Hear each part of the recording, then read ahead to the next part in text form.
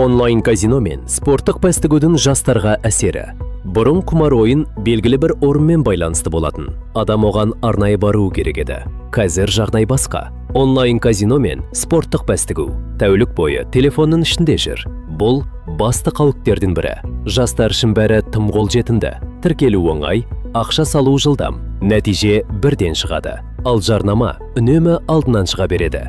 Қаржылық мониторинг агенттігі соңғы 2,5 жылда 205 жасырын казино жабылғанын, 224 адамның қылмыстық жауапкершілікке тартылғанын хабарлады. Сонымен қатар, жыл басынан бері 34 шетелдік онлайн платформаның айнасы болып табылатын 17 мыңнан астам сілтеме бұғатталған.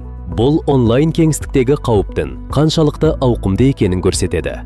Спорттық пәстігудің қауіпті жағы, ол өзін ақылды таңдау сияқты көрсетеді. Көп жастар, мен футболды жақсы түсінемін, командаларды білемін, статистиканы оқимын деп ойлайды. Бірақ шын мәнінде, мәселе спортты білуде емес, мәселе адамның эмоцияға беріліп, тәуекелді тұрақты әрекетке айналдыруында. Онлайн формат мұны одан сайын жеңілдетеді.